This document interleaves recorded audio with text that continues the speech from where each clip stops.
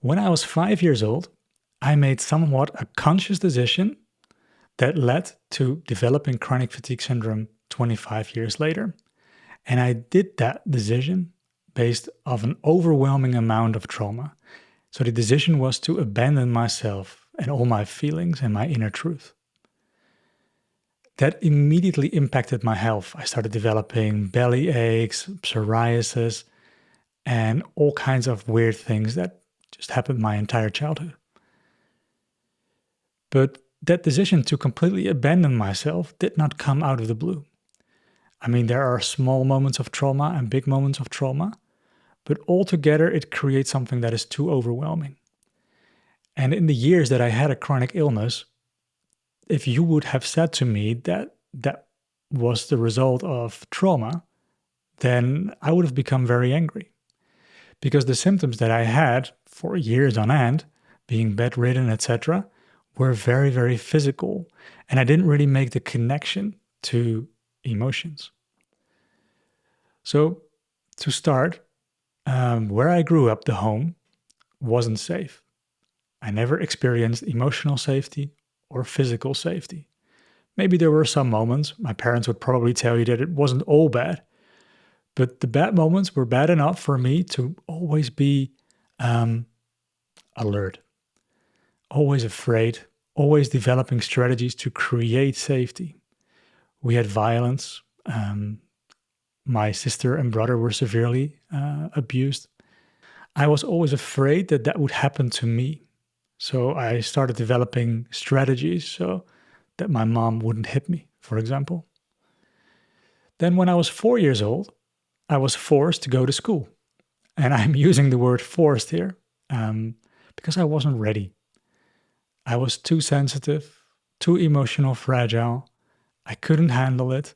And I started crying immediately after I arrived. And that crying never stopped. Sometimes I cried for hours every single day that I was brought. And what they did is that they locked me into a small room, a very, very small room, like 2 square meters, 3 square meters, because they didn't want to affect the other children. And that caused me to be even more disturbed, of course. But every time I was sort of like becoming quiet because of the freeze response. That unrest resulted in me not willing to participate in school, refusing stuff. And because of that, the school made me stand in a corner, towards the corner, with a pointy hat, and they called it the corner of shame. So as you understand, right now, the entire foundations of my life was awful, but I still was sort of like all right. But then, when I was 5 years old, I somehow participated in a ritual. Now, I won't go into details about this ritual, but let's say that it severely it's severely crossed all my boundaries, every single one of them.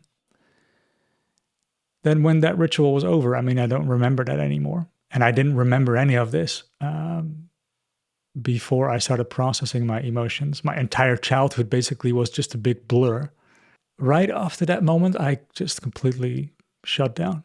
I didn't say anything anymore. I didn't do anything anymore. And what I received then was pressure from the teachers. And when my mom picked me up from school, pressure to finally start talking. I felt somewhat guilty for having this boundary of not talking anymore. And when my mom kept insisting that I should talk to make her feel better, I mean, that's how I remember it. She probably doesn't. There came a moment then where I started talking to please my mother. And that's the moment where I finally said goodbye to myself. And I think that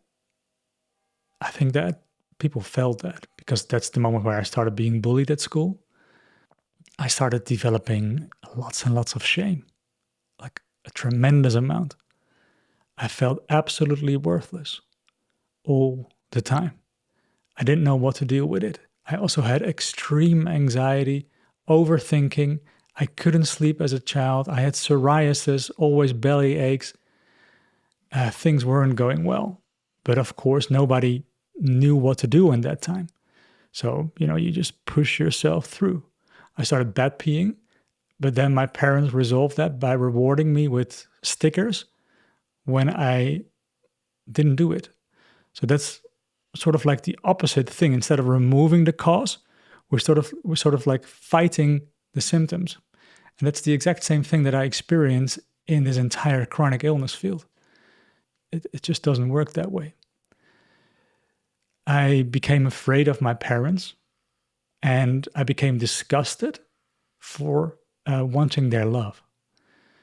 That led to not being able to eat a lot anymore, because sitting around my family with all the violence and all the disgust inside of me made me feel extremely uncomfortable.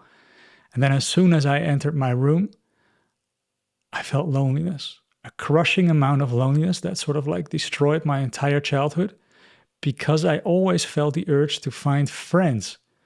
But friends don't want people that are absolutely anxious and terrified and traumatized, because people can see that. So it becomes very difficult to create a connection with almost anyone. So yeah, this is already quite a bad story. And I know that for most of you, you probably haven't experienced the exact same amount of trauma. And that doesn't really matter, because in many of the release sessions that I did, the traumas weren't that overwhelming. It wasn't extreme stuff. There were the small things that every time when you sort of like couldn't deal with an emotion, you pushed it away. And in the funniest things, that could even be angry for not getting an ice cream. And I was getting angry as well. I had anger tantrums, basically because of all of this noise inside of me, all of these feelings that I couldn't deal with that crushed me. And there was only one thing left for me, and that was to learn how to suppress my emotions for good.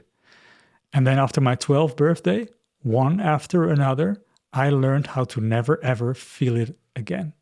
And that's when I became popular. That's when I started enjoying life. So for me, those decisions were actually very good. And I started developing myself, yet it would come back, We can't suppress ourselves for good. And when I was 25 years old, I noticed that I was getting anxious again. I couldn't suppress it anymore. I was fearless for over a decade, but that somehow stopped. And I started developing a fear disorder that I always stayed at home, because I was afraid, but I didn't really realize it, because I had no vocabulary to deal with my own emotions.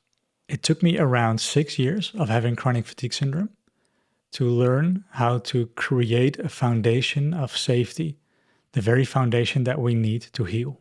I did that by becoming aware of my body, by learning how to feel my body, to learn to stay present in the present moment, and to no longer apply fight or flight behavior in the form of coping mechanisms. I thought that that was my recovery, because then I reached that sort of like famous 80% recovery with that. And after a good phase, I even shared my recovery interview online. But as you probably guessed, that wasn't the solution.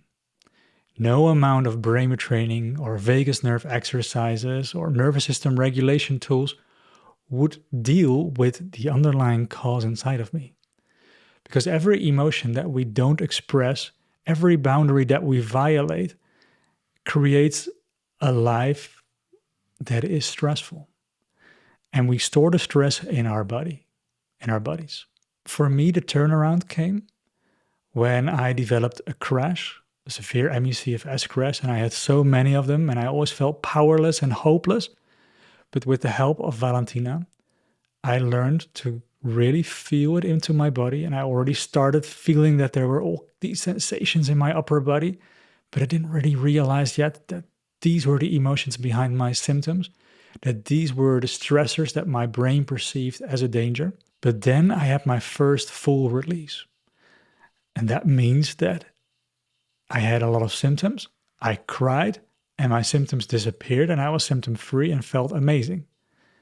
So those are the instant releases But there were also gradual releases, then when a very big thing that I needed to cry every day for 15 minutes or scream or destroy something, I needed to get back into my emotional body and to really feel the pain that was caused by not accepting and honoring my true self and my boundaries.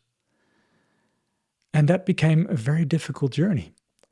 Because if you have to deal with so many layers of suppressed emotions, like I had, I became a very, very, very difficult man. Because there were all these rules inside of my mind to not feel, to control, to judge maybe, and to project my own emotions onto others. And none of that came to the surface before. When I started peeling my trauma layers off, one by one, there were some very difficult layers, and sometimes I became really difficult, maybe even mean, aggressive, and not a healing good man. But that had to happen. I had to learn to not just be the victim, but also be the perpetrator. So then that I could finally embrace it and understand everything that happened to me, to understand what it means to become whole with every aspect of life and every aspect of myself. I realized that that is probably a journey that will take on forever.